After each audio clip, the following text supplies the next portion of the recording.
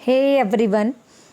सो हम UP TGT के papers को डिस्कस कर रहे थे, तो आज हम पेपर डिस्कस कर लेते हैं यूपी टीजीटी का जो पेपर 2016 में हुआ था 8 मार्च 2019 को। So you all know well, I am your friend your guider Nisha Sharma. So let get started. आपको प्रीवियस पेपर्स करने बहुत ज़रूरी होते हैं किसी भी एग्ज़ाम को पास आउट करने के लिए, ठीक है। अब भाई यहाँ पर एक चीज़ आपने नोट की होगी, जितने भी हमने प्रीवियस पेपर करे आपको एक सबक मिल गया होगा कि स्पेलिंग हर बार पूछी गई है। तो आपने क्या करना है, जो भी इंग्लिश की ग्रामर आपके पास पढ़ी हो उनमें स्पेलिंग वाला चैप्टर ओपन करना। यूँ तो एंडलेस स्पेलिंग होती है ना, लेकिन क्या होता है जो मेजर स्पेलिंग्स होती हैं जो एग्जाम्स में पूछी गई होती है ना, तो वो ही पेपर्स में मिलती हैं, मतलब उनमें बुकलेट्स में। तो उनको आप थोड़ा रिवाइज़ कर लो, बेटर होगा। तो करेक्ट स्पेलिंग है, तो फर्स्ट क्वेश्चन तो स्पेलिंग है। सेकंड क्वेश्चन भी यहाँ पर स्पेलिंग से ही पूछा गया है। थर्ड क्वेश्चन भी स्पेलिंग से ही पूछा गया है। और 4 और 5 मतलब can you imagine 5 question spelling से पूछे गए हैं। तो स्टार्टिंग के 5 क्वेश्चन स्पेलिंग के हैं। It may be the spellings, it may be another spellings, कोई भी हो सकती हैं, ठीक है। इसलिए मैंने स्पेलिंग्स को स्किप कर दिया। आगे चलते हैं क्वेश्चन नंबर 6 पे। Hardly reached her home when the rain started.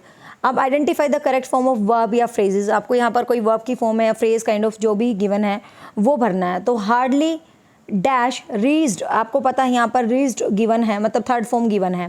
Third form given है तो या तो मतलब हैज़ होगा या हैड आएगा, सीधी सी बात है, ठीक है ना। थर्ड फॉर्म से पहले हैज़ या हैड फॉलो करता है। Hardly reached her home when the rain started. अब ध्यान से देखो, आपको कैसे पता चलेगा हैज़ बनना है हैड बनना है। यहाँ पर वर्ड देखो स्टार्टेड, मतलब पास्ट में है, तो यहाँ पर भी आपको पास्ट ही भरना है। तो यहाँ पर भी क्या भरना है, पास्ट। तो hardly had she reached her home when the rain started, मतलब सीधा सा आपने यदि मेरे से टेंस पढ़े हैं तो आप इजीली एनालाइज कर लोगे चीज़ों को कैसे आइडेंटिफाई करना है। क्योंकि यहाँ हैज़ भी तो हो सकता था यदि ऑप्शन में होता तो, बट नहीं होता क्योंकि यहाँ स्टार्टेड गिवन है। तो जिस हिसाब से आपको ऑप्शन गिवन हो टेंस को आपको बिल्कुल उसी हिसाब से डील करना है। नेक्स्ट है the boss wanted to know done the job. The boss wanted to know, तो इसको आप यूज़ करके देख लो सेंटेंसेस को। The boss wanted to know how I had done the job, that how had I, ये तो जचा ही नहीं। हाउ वुड हैव वाला भी नहीं जचा। क्यों? क्योंकि एक तरफ वुड हैव होता तो दूसरी तरफ पास्ट होता था। Wanted to know how would I have done the job, तो वुड आई हैव के साथ ये वांटेड वाला सेंटेंस नहीं होता, ठीक है। तो फर्स्ट ही सही है, हाउ आई हैड, ठीक है, क्योंकि इसमें सब्जेक्ट वर्ब एग्रीमेंट के हिसाब से जो ऑर्डर है वो गिवन है। नेक्स्ट है I wish I dash a king. तो आपको पता जब भी कुछ इस टाइप की सब्जेक्ट्स होती है ना जिसमें अनफुलफिल्ड विशेज़ होती हैं, ठीक है, जब आई विश आई, और इसमें भी एक चीज़ और ध्यान रखना, यदि आपको इधर भी वर्ब है इधर भी वर्ब है और बीच में ये आई विश आई है, मतलब काश मैं ऐसा होता, काश मैं ये होता, तो इन सेंटेंसेस में हमेशा वर का ही प्रयोग होता है, ध्यान रखना, इसलिए यहाँ पर वर आ गया। नेक्स्ट है 4 alternative ways of converting the direct speech into indirect speech are suggested to each of the following sentence, find out the correct one. तो डायरेक्ट से इनडायरेक्ट को फाइंड आउट करना है, मतलब नरेशन फाइंड आउट करना। अब narration में आपको पता है टेंसेस को चेंज करना, कोमास को हटाना है, ये सब कुछ होता है। अब सेंटेंस पढ़ लेते हैं। Don't go near the water children. अब आप है ना यहाँ से कंफ्यूज मत हो ना, आपके एग्जामिनर ने सेंटेंस को उल्टा दे के रखा है यूपी वालों ने हमेशा। सेंटेंस ये है, सीधा सा लॉजिक बना लो, she said don't go near the water children, ठीक है। तो शी सेड है तो शी आस्क्ड या शी सजेस्टेड, शी वांट। अब ध्यान से देखो, यहाँ पर वो कह रही है don't go near the water children, बच्चे पानी के पास मत जाओ। तो यहाँ पर वो सजेस्ट नहीं कर रही, ना ही वो आस्क कर रही है, वो वॉर्न कर रही है कि please, she want the children not to go, क्योंकि डोंट गो है तो उसका नॉट टू गो हो जाएगा। डोंट मतलब जब कोई भी इस टाइप के एक्सक्लेमेटरी सेंटेंस होते हैं ना, कुछ वॉर्म किया जाता है तो वो सीधे यूज़ हो जाते हैं। She want the children not to go near the water, ठीक है। ना तो वर्ड्स कर रही, ना आस्क कर रही, ना सजेस्टेड कर रही, पहली ऑप्शन से एलिमिनेट हो गई, तो आंसर बच गया आपका 4। Next question is she said please give me another chance. अब ध्यान से देखिए, शी सेड प्लीज़ आ गया, तो प्लीज़ है तो या तो कोई आपसे रिक्वेस्ट कर रहा है, कोई आपसे कुछ मांग रहा है, तो she said please give me another chance, वो कह रही है मुझे दूसरा चांस दें। तो she said politely that no. She begged हो सकता है, बट आगे सेंटेंस देखेंगे, she begged them, she said please give me another chance, she begged them to give him, अच्छा ही है, ठीक है, give him another chance. He requested if he can का तो मतलब ही नहीं है प्लीज़ वाले सेंटेंस में यार। पहले देखो ऑप्शन सारे ही कट गए, तो सेकंड ऑप्शन ही ठीक रह गया, he begged them to give him another chance. Next है question number 11, the meaning of the idiom a broken reed, ये बहुत बार क्वेश्चंस पूछा गया है। ए ब्रोकन रीड का मतलब होता है अनरिलायबल, जिस पे आप फेथ नहीं कर सकते, जिस पे आप ट्रस्ट नहीं कर सकते, उस चीज़ के लिए वर्ड यूज़ होता है क्या, ए ब्रोकन रीड। ठीक है, तो ए ब्रोकन रीड किसके लिए यूज़ होता है भाई, अनरिलायबल होता है, जो अनट्रस्टवर्दी होता है, जिस पे आप ट्रस्ट नहीं कर सकते, तो उसके लिए यूज़ होता है। तो यूँ याद कर लेना ना, ए ब्रोकन रीड, टूटा हुआ इंसान है, टूटे हुए इंसान खुद ही टूटा, वो क्या उस पर विश्वास करें, मतलब ऐसे तो के मानने से मतलब है। ठीक है, नेक्स्ट है the masculine gender of goose is, अरे यार ये बच्चों वाले क्वेश्चंस भी यूपी में पूछ लिए। ठीक है, the masculine gender of goose is drone, drake, gender, none of above. तो ड्रोन, गूज होता है जो वाइट वाइट कलर की बतख सी नहीं होती जो पानी के ऊपर तैरती हैं, मतलब पानी वाली जो स्वैम टाइप, मतलब बतख का ही कैटेगरी है बट बतख नहीं होता, मतलब वो जो पानी के ऊपर सी चील सी, मतलब इस टाइप की शेप वाली लंबी लंबी चोंच वाली, वो होती है गूज। तो गूज का जेंडर ये होता है, मतलब जेंडर गूज का जो मैस्कुलिन होता है। ठीक है, ड्रोन भी याद कर लेना आपको, ड्रोन मधुमक्खी का मैस्कुलिन जेंडर होता है, और ये होता है डक का। ठीक है, ड्रैके, डक ड्रैके। नेक्स्ट है which of the following is not correct with the reference of narration. Narration की रेफरेंस में आपको सेंटेंसेस गिवन है, तो बताना है करेक्ट कौन सा नहीं है। In changing direct speech into indirect speech simple present tense became past tense, बिल्कुल सही है। ये नरेशन करने से पहले आपने चीज़ सीखी थी, सिंपल पास्ट में बदल जाता है। The shall of the future will be change into should, shall should में चेंज होता है, बिल्कुल ठीक है। The will of the future is shall, will shall में थोड़ी ना चेंज होता है, मतलब यहाँ तो प्रेजेंट पास्ट में चेंज होता है, तो ये ही सेंटेंस नरेशन के लिए सही नहीं है। बट अगला देखते हैं, the pronoun of the direct speech is change into where necessary, बिल्कुल सही है। तो मतलब आपको पता है प्रेजेंट की हर चीज़ पास्ट में चेंज आती है, तो C is the right answer. पूछा है विच इज़ नॉट करेक्ट। आपको ना मतलब यूपी का पेपर सच बताऊँ बहुत मुश्किल नहीं है, आप ग्रामर को बहुत बहुत बेहतरीन कर लो और थोड़ी सी प्रैक्टिस कर लो। ठीक है, और यदि आपने अच्छे तरीके से ग्रामर को समझा है, मुझे नहीं लगता कोर्स में इतनी आपको बहुत सही ग्रामर समझा रखी है, और मैं देख रही हूँ क्वेश्चंस मोस्टली कवर हो रहे हैं। कुछ एक आधी चीज़ तो हमेशा होती है, थोड़ा बहुत सेल्फ एफर्ट डाल लो, बट कवर हो जाएगा आपका पेपर, मुझे पूरी पूरी उम्मीद है। डिपेंड करता है आप कितना मेहनत कर रहे हो। In the formation of nouns form verb which of the following is not correct. तो आपको नाउन का बताना है कि which form is not correct. Abdicate, abdication, abdicate होता है, वैसे मैं बता दूं किसी चीज़ को छोड़ना, कहते हैं ना अब डिकैत नहीं करूँगा, तो एब्डिकेट होता है किसी भी चीज़ को छोड़ना। तो एब्डिकेट का जो नाउन फॉर्म होता है एब्डिकेशन, एब्डिकेट होता है किसी चीज़ को लिव अप करना, गिव अप करना। ठीक है, नोप का अडोप्टेशन होता है, अफेक्ट का होता है, एब्डिकेट का अबडक्शन नहीं होता। अबडक्शन पता है क्या होता है, अबडक्शन होता है जैसे कि लाइक किडनैपिंग की फॉर्म में होता है, मतलब ये एक तरह से वर्ब फॉर्मेशन है। ठीक है, ये नाउन्स है, आपको पता है जो संज्ञा की तरह बिहेव करे वो सारे नाउन की कैटेगरीज में आ जाएंगे। Next question number 15, which of the following word has the correct spelling. तो अगेन द स्पेलिंग आपको बतानी है, रेंडोवर्स वर्ड है तो इसकी स्पेलिंग आपको बतानी है। Which of the following rule is not correct with the reference of narration. Same वही क्वेश्चन आपको नरेशन के आंसर्स हैं, बताना है कौन सा आंसर करेक्ट नहीं है। फर्स्ट है when the reporting is in the principal verb in the past tense, the present tense of the direct are change into the corresponding past tense। ठीक है, if the reporting verb in the present tense is direct to not change, यदि reporting verb आपको पता present में और future में होता है, फ्यूचर में भी ध्यान रखना शैल विल होता है या प्रेजेंट होता है, तो आपका जो रिपोर्टिंग स्पीच होता है उसका टेंस चेंज नहीं होता। इधर वाला सेक्शन रिपोर्टिंग वर्ब बोलते हैं, इधर वाले को रिपोर्टिंग स्पीच बोलते हैं। तो रिपोर्टिंग वर्ब प्रेजेंट में हो तो इधर टेंस चेंज नहीं होता, इधर फ्यूचर में हो तो इधर भी टेंस चेंज नहीं होता। बट इधर कोई यूनिवर्सल ट्रुथ गिवन है और इधर बेशक आपका टेंस में दिया हुआ है तो चेंज नहीं होता इधर वाला सेंटेंस। ये तो कंटेंट समझा आपको, उसमें क्लियर ही है। The pronoun is a direct speech change where necessary, the word expressing nearness of the time in a place. ठीक है, तो आपको पता है यार नरेशन में ऐसा कौन सा होता है कि जो time and place never change, ऐसा कुछ नहीं होता, सब चेंज होते हैं, टुमारो यस्टरडे सब चेंज हो जाते हैं। तो डी ऑप्शन रहेगा। ठीक है, क्योंकि आपको पता ना सारे टाइम और ये ऑप्शन चेंज होता है, दिस डैट ये वो। नेक्स्ट है which of the following statement not correct with the reference of English grammar. English grammar की कुछ बात है, आपको बताना है कौन सी करेक्ट नहीं है। Case is modification of the noun and distinguish the relation. Case मतलब ऐसे कारक से टाइप में, तो बिल्कुल ये नाउन का मॉडिफाई रूप होते हैं, no doubt. Nominative case has no relationship with the finite verb. Nominative एक होता है आपका, ये नोमिनेटिव केस एक सब्जेक्टिव केस, तो एक तो होता है कारक एक कर्ता। ठीक है, तो भाई nominative case has no relation with the finite verb, finite verb से होता है जो कि जो सकर्मक क्रिया होती है, सकर्मक क्रिया में कृता ही तो होता है, तो इसका रिलेशन होता है, कैसे कह रहा है रिलेशन नहीं होता, बी ही सेंटेंस बिल्कुल सही है। ठीक है, क्योंकि आपको पता है जो कारक होता है, कर्म कारक, ऑब्जेक्ट उसका हमेशा ही लिंकअप होता है उससे, अपने मतलब वर्ब से। नेक्स्ट है which of the following statement is not correct, correct नहीं है कौन सी। Numerical adjective includes the cardinal and ordinal number, ठीक है। Participative adjective denotes the part of class and object, ये भी ठीक है किसी क्लास को। Descriptive adjective denote the quality, ये भी ठीक है। Proper adjective are non descriptive adjective, proper adjective also descriptive होते हैं, क्यों, क्योंकि वो किसी जगह को, किसी चीज़ को डिस्क्राइब ही तो करते हैं, तो आप उसको नॉन डिस्क्रिप्टिव नहीं कह सकते। नेक्स्ट है in the expression teaching is a science the underline word is, तो आपको पता है टीचिंग इज साइंस, ध्यान से देखो, टीचिंग पढ़ाना एक विज्ञान है।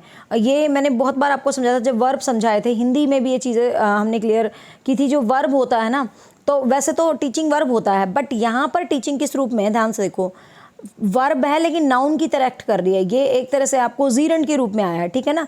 टीचिंग इज ए साइंस, जब एक वर्ब होता है लेकिन वो नाउन की तरह लगे, जैसे पढ़ाना अच्छा होता है, लिखना अच्छा होता है, वॉकिंग अच्छा होता है, तो इनको हम वर्बल नाउन बोलते हैं। इनको हम क्या बोलते हैं, वर्बल नाउन, जो वर्ब होती है लेकिन नाउन जैसी लगती है।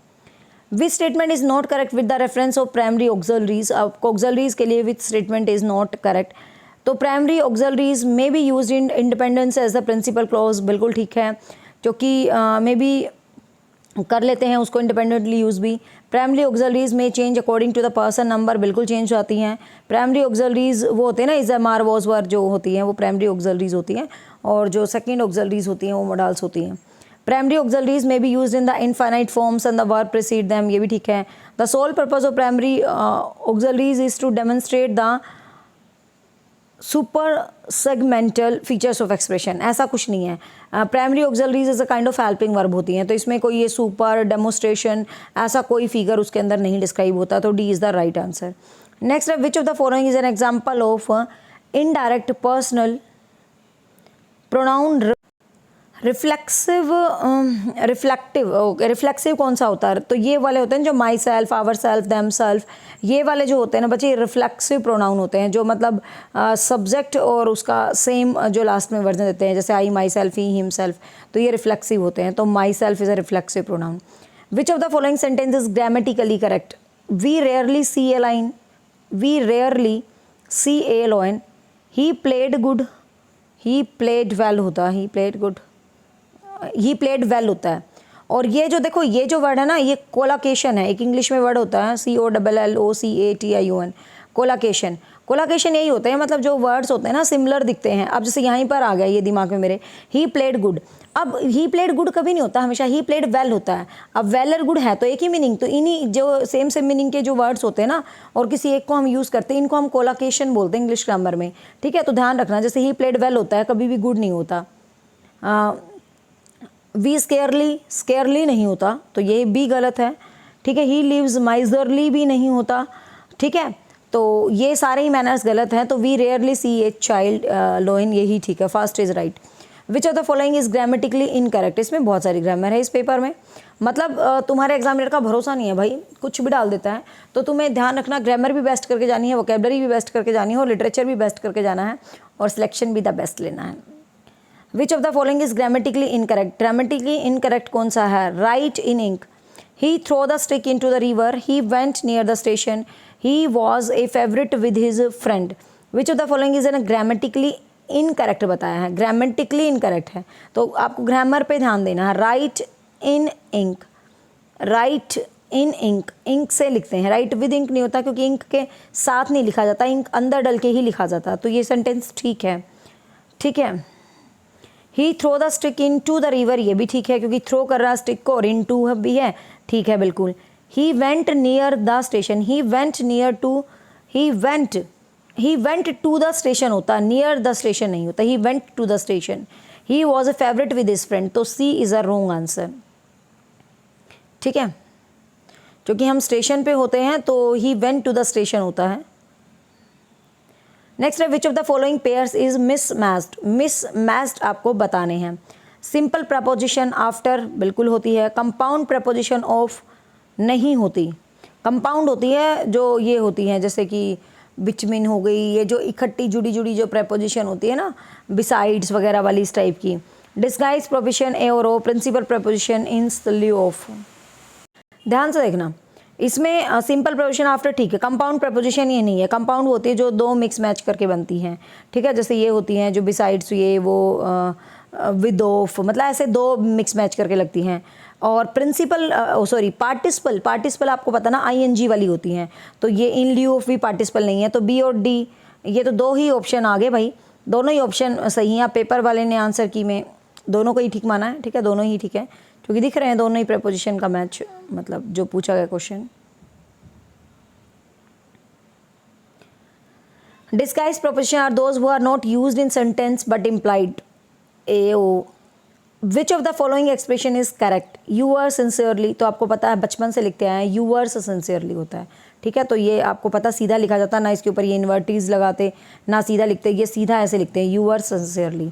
बचपन से जब स्कूल में टीचर लगे थे तो बच्चों की यही गलतियाँ छटती थी। एक प्रिंसिपल की स्पेलिंग गलत कर देते हैं, प्रिंसिपल में PAL होता है, जो एप्लीकेशन वाली प्रिंसिपल होती है, ध्यान रखना, बच्चे PL ही लिखते हैं बहुत सारे, PL तो प्रिंसिपल सिद्धांत वाला होता है। Next, which of the following sentence is grammatically correct. Grammatically correct कौन सा सेंटेंस है आपको बताना है, मतलब ग्रामर के हिसाब से।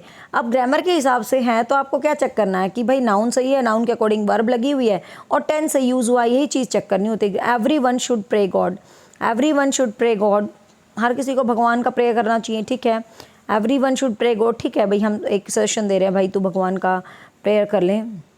ही wrote to me, he wrote me, he suggested me this, he suggested me this भी ठीक है, ही प्रे टू गॉड भी ठीक है। अब इन दो की सुई देखते हैं।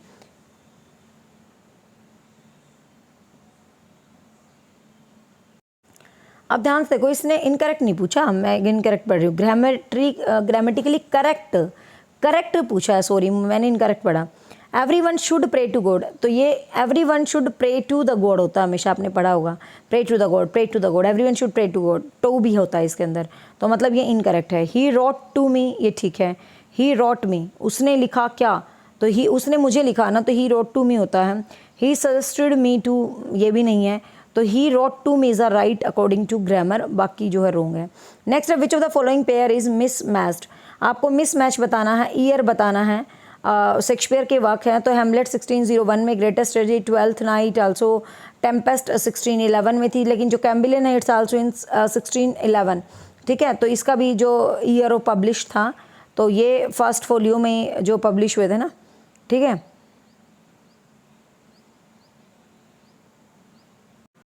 ठीक है, तो ये ओरिजिनली 1611 में पब्लिश हुई थी, तो ये मिसमैच पेयर है, ठीक है, 1608 में नहीं हुई थी भाई। नेक्स्ट है which of the following is not title of written by the Shakespeare, Shakespeare का लिखा हुआ टाइटल कौन सा नहीं है, तो हेनरी 6 भी था, हेनरी 8 भी था जब थिएटर को आग लगी थी, हेनरी 4 भी है, हेनरी 6 ये जो 7th है, 5, 6, 7, हेनरी 7 कोई प्ले शेक्सपियर ने नहीं लिखा था भाई, तो Henry 7 is not written by Shakespeare. Which of the following statement is incorrect with the reference of John Milton, आपको जॉन मिल्टन के लिए इनकरेक्ट रेफरेंस बतानी है कि which one is a incorrect reference of John Milton. तो question number मतलब option a है, in 1671 Milton issued this last volume of poetry which contains Paradise Regained and Samson Agonistes, it's the right. Paradise regained is briefer and poorer than Paradise Lost, everybody knows, it's okay. Samson Agonistes in form has no unity of time place and action, ऐसा बिल्कुल नहीं है भाई, ये बिल्कुल ही बढ़िया book है जो टाइम प्लेस और सबकी यूनिटी को फॉलो करती है। Lycidas has the colour of music and the best Spenserian version, ये भी ठीक है, ठीक है, लिसिडस जो एलजी है आपने पढ़ा था, तो ये बिल्कुल वर्ड है, इसके अंदर सारा है, यूनिटी ऑफ प्लेस टाइम सब कुछ डोमिनेट है भाई। सैमसन एगोनिस्टिस जो ब्लैंक वर्स में ट्रेजेडी टाइप जो वर्क लिखा है मिल्टन का। In which of the following adjective is not followed by the correct preposition, आपको बताना है कि एक एडजेक्टिव है जो जिसके साथ करेक्ट प्रपोजिशन नहीं यूज़ हुई। अनॉयड एट थिंग्स, ये ठीक है, चीज़ों पर नाराज़ होना है। केयरफुल ऑफ ड्रेसेस, तो आई थिंक नहीं होता है। बिजी एट लेसन्स, ठीक है। हॉरिफाइड एट द साइट, ठीक है। केयरफुल ऑफ ड्रेसेस, अपनी ड्रेस के लिए केयरफुल रहो, तो केयरफुल और ड्रेसेस नहीं होता भाई, सीधी सी बात है, you are so careful for your dresses, इस टाइप से होता है, केयरफुल ऑफ ड्रेसेस कभी नहीं होता, तो यही रॉन्ग है। With reference of the use of the punctuation marked which of the following statement is not correct. आपको पंचुएशंस के हिसाब से बतानी है कि कौन सी स्टेटमेंट करेक्ट नहीं है। A dash is never use to show the sudden change, a dash is use to set off the words of the proposition, he exclaimed,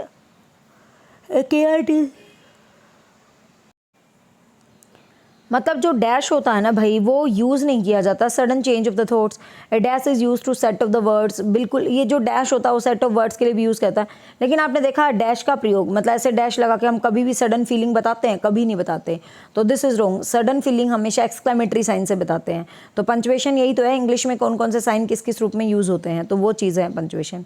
next है which of the following idiom is, मतलब जो है comparison is not correct, correct नहीं है।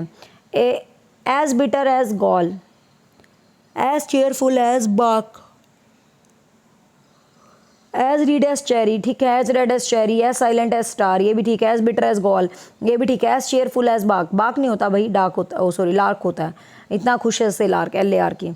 Next which of the following is miss matched with the reference of the word एंटोनियम्स of the given, तो यहाँ पर opposite words आपको दिए गए हैं, तो आपको बताना विच of the following is miss matched, सही मैच नहीं है। एक्विट, कन्विंट, हम्बल, हॉटी, अपोजिट है ना ये, और ग्रैंड, ऑर्डनरी, एंड डिसोलेट, प्रकोलेट, ऐसा कोई वर्ड नहीं होता।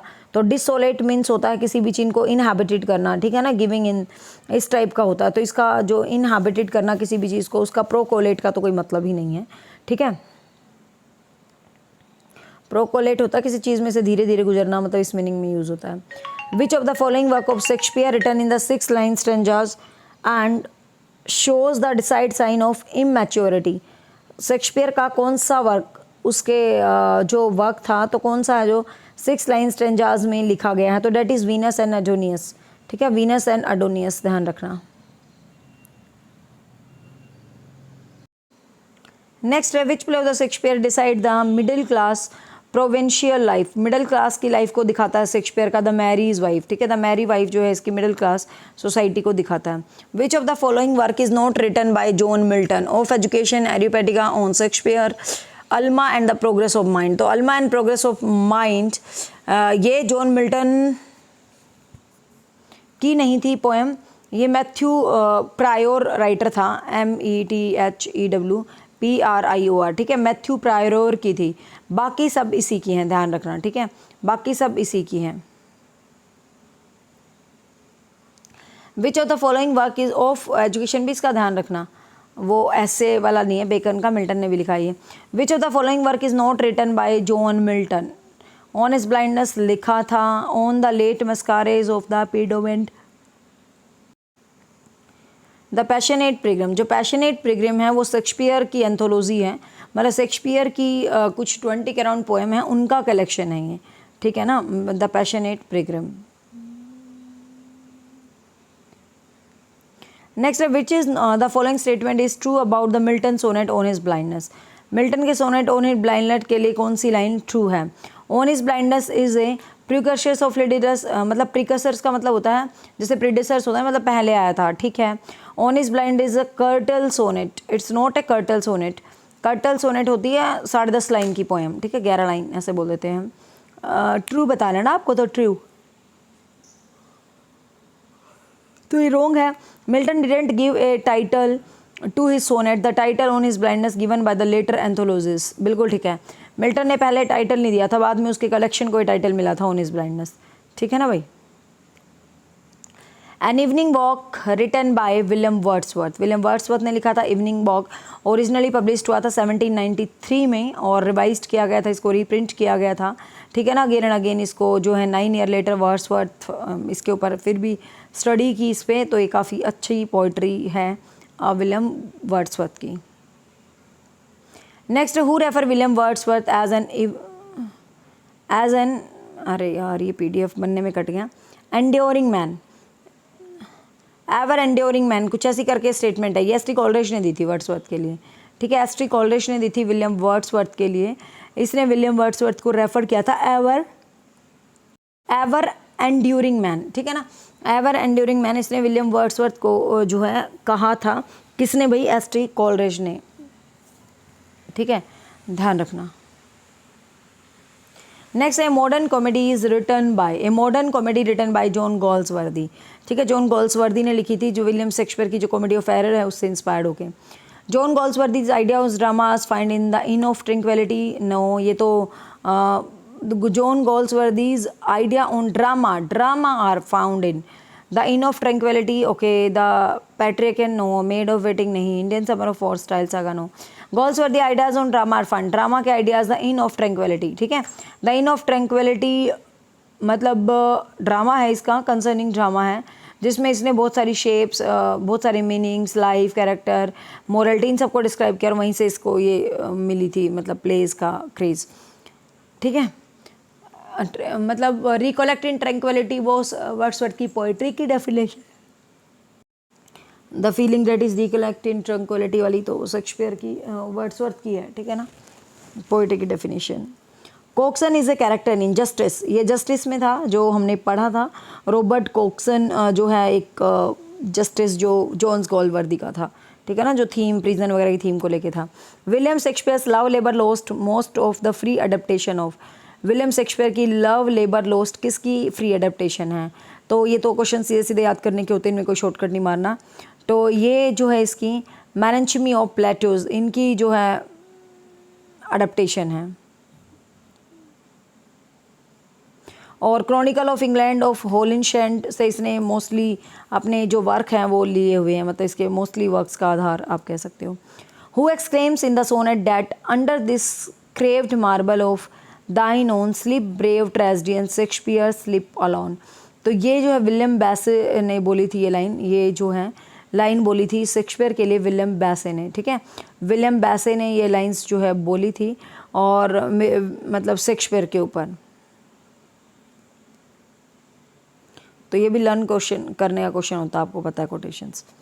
Who describe William Shakespeare as an upstart crow beautified with our feathers, I don't think so कि किसी को इसका आंसर नहीं पता, और बताओ इसका आंसर कमेंट करके। Who describe William Shakespeare as an upstart crow, मैंने बता रखा शेक्सपियर की जो भी बेइज्जती करता है वो कौन करता है, ठीक है, यूनिवर्सिटी विट है ये सारे, लीली, पीली, ग्रीन और मार्लो। अब आपको बताना है कौन है इसका आंसर, बिल्कुल आसान सा क्वेश्चन है। Who remarked about his father as given below, my father distanced me from the infancy of the study of the polite literature which I embarrassed of the so avidity and from the age of the 12 I hardly ever retired from the books midnight। ये line John Milton की है भाई, ध्यान रखना, मैंने कभी भी रात से पहले किताबें नहीं छोड़ी, इतना पढ़ता था, बेचारा ब्लाइंड हो गया, ऐसे याद करना, इसने किताबों के बाहर दुनिया देखी ही नहीं, तो ये मिल्टन था, ठीक है, तो ये जॉन मिल्टन के लिए है line, sorry. In which work of the Wordsworth does the line still sad music of humanity occur, जो ये लाइन्स हैं वर्ड्सवर्थ की, ये किस में ओक्योर हुई हैं? Sad, still sad music of humanity, तो ये टिंटन एबे में है, टिंटन एबे, ठीक है, तो ये टिंटन एबे की लाइन है। In which poem Wordsworth does the line our birth is but a sleep and forgetting, our birth is a sleep and forgetting, तो ये जो लाइन है इमोरलिटी ऑड्स की है, ठीक है, विलियम वर्ड्सवर्थ की ही पोएम है इमोरलिटी ऑड, जिसके अंदर ये लाइन इसने दी हुई है। नेक्स्ट है which of the following is a pastoral elegy, कौन सी है भाई? तो लिसिडस है, जो जॉन मिल्टन ने लिखी थी उसके फ्रेंड की डेथ पर, जो एडवर्ड किंग था उनका फ्रेंड, ठीक है, तो ये एक पेस्टोरल एलेजी है। टेनिसन की मेमोरियम भी एलेजी थी, जो अर्थर हैलम, उसकी जो फ्रेंड है अर्थर हैलम, ठीक है ना, ध्यान रखना, Lycidas is also very very famous elegy है, जो अर्थर हैलम की डेथ पे जो लिखी थी, टेनिसन की मेमोरियम, ठीक है, मेमोरियम, सॉरी लिसिडस नहीं, मेमोरियम, ठीक है। और चर्च यार्ड वाली वो जो विलियम ग्रेव, कौन सा था यार वो, ब्लैक, ठीक है, ड्यू नो एलेजी, तो ये ध्यान रखना, कंट्री ऑफ चर्च यार्ड वाली Thomas Gray, sorry country of churchyard written by Thomas Gray, ठीक है, ड्यू नो एलेजीज, तो ये ध्यान रखना है आपको, ये जर्मन पोइट ने लिखी थी लास्ट वाली। तो lyrical ballad was published in the year 1789, 1798, 1785 and 1791। 1798 1798 में जब आपका ये स्टार्ट होता है romantic era, then it start with lyrical ballads. What kind of play did Galsworthy write? Galsworthy basically problem plays से डील करते थे, वो सोसाइटी की प्रॉब्लम्स को हमेशा लेते थे। Which of incorrect sentence? You have 20 rupees, you have 10 rupees, India cannot accept the two nations theory, mankind is demanded. Which of incorrect sentence? You have 20 rupees ठीक है, आई हैव 10 रुपीज़ ये भी ठीक है, I have 10, mankind is demanded, India cannot accept the two nations theory, India can not accept the theory of two nations होना चाहिए ना, theory of two nations होना चाहिए। India can not accept the two nation theory. ये ना punctuation, जो ये correct sentence को करेक्ट करवाएंगे ना, तो ये पंचुएशन के आधार पे करवाएंगे, ठीक है ना। और टू नेशंस तो आपको पता, जो भी ये नंबर होते हैं ना 2, 10, जैसे देखो 2, 10 रुपीज़, तो ये जब 2 नंबर आ जाते हैं ना, तो उसके बीच जो नाउन आता है उससे आगे उसके बीच हमेशा हाइफन लगता है। जैसे इसमें लगा ना ऊपर वाले में 10 रुपीज़, तो जब ये इस टाइप के नंबर्स आ जाते हैं ना और इसके बाद कोई नाउन आए तो हाइफन लग के आएगा, तो इसमें हाइफन नहीं लगा रखा, इसीलिए इसको इनकरेक्ट माना है, ठीक है। Next, the famous epic Paradise Lost by Milton contains, everybody knows, 12 books. Next, which of the following plays of Shakespeare is not a comedy? कौन सा कॉमेडी नहीं है? As You Like It romantic comedy है, 12th Night भी, midsummer night dream भी, Antony and Cleopatra is not a romantic comedy, ठीक है ना। ये कोई भी मतलब sorry, it's not a comedy, ठीक है, ये एक ट्रेजेडी थी। Lyric has been the most popular form of poetry. Lyrics जो है कब पोइट्री की सबसे ज़्यादा पॉपुलर थीम बन गई थी? अर्ली 18 सेंचुरी, लेट अर्लीस्ट में कहाँ शुरू हुआ था? लेट 18 सेंचुरी, ठीक है, लेट 18 सेंचुरी, और जो 19 सेंचुरी का स्टार्टिंग था तब पोइट्री बहुत ज़्यादा अच्छी बन गई थी, lyrical poetry. Which form of poetry is a poem is a solitary reaper? Solitary reaper is a very sweet and wonderful lyric by William Wordsworth, ठीक है। नेक्स्ट है डेस्टिमोना, आपको पता ही है। Desdemona is a famous Shakespearean character belong to the which of the following play? तो Desdemona is a wife of Othello, ये Othello की वाइफ थी, आपको पता है, विलियम शेक्सपियर के ग्रेट प्ले ओथेलो द नूर में थी ये, और वेनिटन जो सिटी थी, तो ध्यान रखना वेनिस सिटी का इसमें डिस्क्रिप्शन है, ठीक है। Life but a walking shadow, it is tale told about an idiot full of sound and fury, ये आपको सबको पता है, ये जो लाइन है बहुत बार पूछे जाते हैं, life is tale about the idiot, ये मैकबेथ से लाइन है, ठीक है, एक्ट 5 और सीन 5 मैकबेथ से लाइन है, ये एक्ट 5 सीन 5 ऑफ मैकबेथ, तो ये तो बहुत बार आती है line,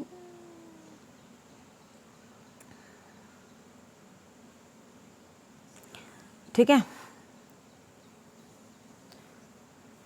which of the following word is miss spelt? आपको मिस स्पेल्ट वर्ड यहाँ पर बताना, तो मिस स्पेल्ट वर्ड्स को मैं रीड नहीं करी, पेपर में क्या पता क्या है।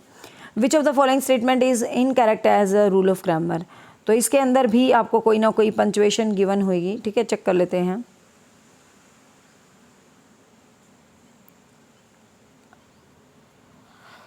शैल with the subject in the second and third person introduce the idea of compulsion. अच्छा, ग्रामर की बात रखें, shall with the subject in the second and third person, मतलब सेकेंड और थर्ड पर्सन के साथ जब शैल आता है तो किसी कंपल्शन को दिखाता है। हाँ भाई, बिल्कुल ठीक कह रहा है ये, क्योंकि आपको पता है जब मैंने आपको मॉडल्स करवाए थे तो मैंने आपको ये बताया था कि जो शैल विल होते हैं जब इनकी कंडीशन चेंज होती है, कमांड ऑर्डर, तो ये चेंज हो जाते हैं, तो शैल तभी चेंज होता है, ठीक है। तो ये स्टेटमेंट बिल्कुल ओके है ग्रामर के हिसाब से। Will with the subject in the first person express bleak sense of determination, no. Should with the second and third person means ought to, बिल्कुल सही है। Would with the subject is a first person is give emphasis, first, ये भी ठीक है। तो second ही जो sentence है, जो first person I takes shall in the future tense and shall is used sometime I will and which is used to strong determination, ठीक है। जब आपको पता डिटर्मिनेशन की बात आती है तो हमेशा will की बजाय shall हो जाता है, अपोजिट हो जाते हैं ये। Which of the following is mismatched with the reference of John Milton? Of Education 1654, Areopagitica 1645 and Lycidas, Areopagitica I think 1644 में ही तो थी, लिसिडर 1637, पैराडाइज लॉ 1667, तो एरियोपेडिका 1645 ये एक इनकरेक्ट मैच है, ठीक है, मिस मैच है, क्योंकि ये पब्लिश हुई थी 1644 में, ठीक है, ध्यान रखना इंग्लिश वॉर जब चल रहा था उस टाइम में। विच of the following verb is not followed by the correct preposition, ये क्या वर्ड लिखा, amalgamate, AMLG, amalgamate with, bound to, ठीक है, annexes at, and beneficent to, not followed by correct preposition, bound to, you are bound to, benefits to, amalgamate with, annexes at, anxiety of होता है, eight नहीं होता भाई कभी भी, तो यही रॉन्ग है, B is the wrong answer. Next, which of the following statement is incorrect with the correct colon, the colon is use introduce to the list, colon is use separate, colon आपको पता है ना coma type में, तो colon क्यों use करते हैं, जब हम चीज़ों को सेपरेट करते हैं, ठीक है, तो कॉलन सेपरेट करने के लिए यूज़ किया जाता है। बाकी मैं पंक्चुएशन आज और कल मैं आपको लिख के बोर्ड पे या PDF स्कैन करके अच्छे से बता दूंगी। बैगर डिस्क्रिप्शन होता है घुमा फिरा के, बियॉन्ड मतलब सही पॉइंट पे ना जाना, जैसे भिखारी होता है ना, भिखारी पॉइंट की बात नहीं करता, पहले अल्लाह के नाम पे कुछ मांगेगा, फिर ऐश्वर्या के नाम पे कुछ मांगेगा, और पॉइंट पे आ जा भाई तू, एक लाइन में नहीं मांगेगा, पहले भूमिका बना के मांगेगा। तो ऐसे याद करना, बैगर की डिस्क्रिप्शन बिल्कुल रेबल नहीं होती, बियॉन्ड डिस्क्रिप्शन होती है, सही नहीं होती, ठीक है ना, घुमा फिरा के बातें करने को बोलते हैं बैगर description. Which of the following pair is a mismatched with the reference of the masculine and feminine gender, आपको बताना है कि कौन सा मिसमैच है। बॉयर शो, फॉक्स विक्शन, ठीक है, buck doe, buck rabbit and P rabbit.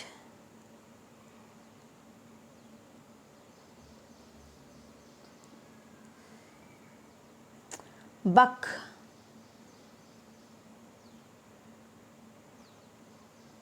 बक का जो फेमिनिन जेंडर होता है वो डॉय होता है, ठीक है ना भाई, बक का डॉय होता है, तो बक रैबिट का डॉय रैबिट होना चाहिए ना, ठीक है ना, तो इसीलिए ये इनकरेक्ट है।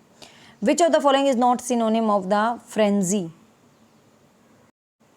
फ्रेंजी होता है किसी भी चीज़ के लिए जो एक्साइटमेंट होते हैं ना, उसको हम फ्रेंजी बोलते हैं बच्चे, ठीक है ना, तो रेज, एक्साइटमेंट, एंथुज़म सब ठीक है, लेकिन ये जो ग्विल होता है ना, GUILE, जो ग्विल होता है ये एक एक्साइटमेंट की फॉर्म में नहीं होता, ये कुछ क्राफ्ट करने वाली फॉर्म में होता है, ठीक है, तो यही उसका सिनोनिम है। In the first folio edition of the Shakespeare dramas which play was omitted, ये क्वेश्चन हमने पिछली बार भी पढ़ा था, अब क्या भी पढ़ा है, तो ये प्रेसिस जो ये पेरिस्टलेस, सॉरी विद द प्रोनाउंसिएशन, ठीक है, तो जो पेरिस्टलेस था और द टू नोबल किंग्समैन, ये जो है आपको पता है फर्स्ट वॉल्यूम में शामिल नहीं किए गए थे, एक आधी प्रोनाउंसिएशन इधर उधर हो जाती है भाई, don't be mind this point, पता नहीं क्यों टंग स्लिप होती, कोशिश करती फिर भी गलत हो जाती है, but don't worry, I will not give you the wrong content.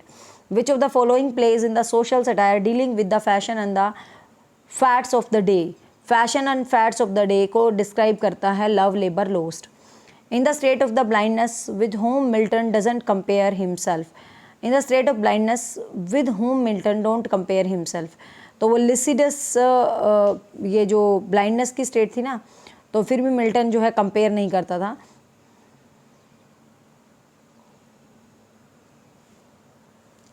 Milton वहाँ पर भी जैसे लिसिडस को शुरू करता है तो अपने आप को ब्लेसिंग्स मांगता है, ठीक है ना। In the opening invocation of the Paradise Lost refer to, next in the opening of invocation of the Paradise Lost Oreps refer to, तो ओरेप्स एक तरह से ना पैराडाइज लोस्ट में है ना, मेरे को, मैं क्लियरली स्पीकिंग बहुत ज़्यादा क्लियर नहीं है ये point, I will explain in another video this point, I just want to make this clear to me first. इसमें मेरे को थोड़ा थोड़ा माइंड में है कि कुछ हाइट वाइट पे बात आती है, कुछ गोडस वोडस की बात आती है, तो ये जो मिस्टर ओरेब है ना, यही मिस्टर माउंट होरेट में यूज़ किया गया। अरे तब वो ऐसे कर देता है ना, वो सैटर्न जो एडम है, एडम को एहसास होता है उसकी गलतियों का, जब वो उसके साथ वो हो जाता है ईव के साथ, तो फिर उसको दिखाता है मानव जीवन कैसा होता है एक पहाड़ पे ले जाके, ठीक है ना, तो माउंट होरेट को ही ओरेब के रूप में रेफ़र किया गया। हाँ, तो this is the kind of thing, तो माउंट होरेट को ये ओरेब का नाम दिया गया है। नेक्स्ट है who is often called the political son of Spencer, तो जॉन मिल्टन को कहा जाता है भाई पॉलिटिकल सन ऑफ स्पेंसर, अक्सर जॉन मिल्टन के लिए वर्ड यूज़ कहा जाता है, ठीक है ना, पॉलिटिकल सन ऑफ स्पेंसर। और ये ड्राइडन ने बोला था इसको, ये भी ध्यान रखना, ड्राइडन ने।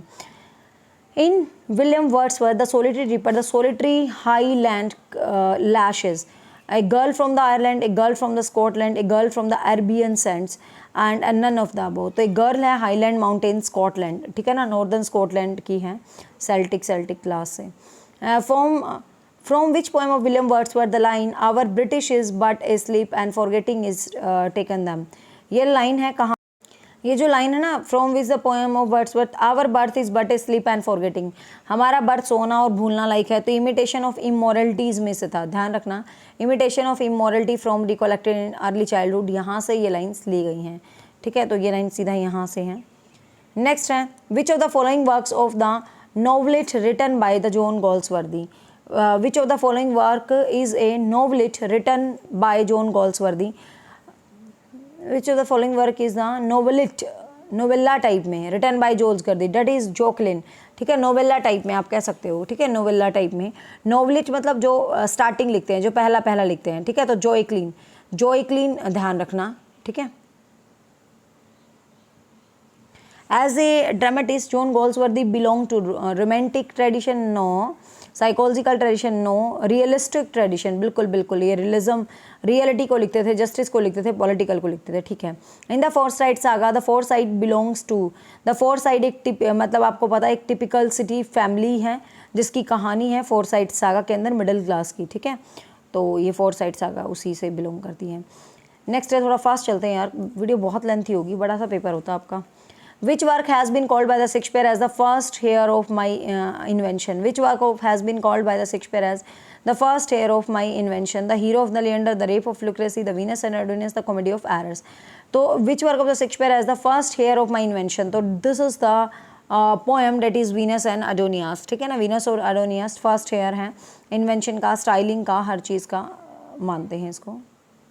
William Shakespeare died on 23 April 1660, everybody knows, ठीक है ना।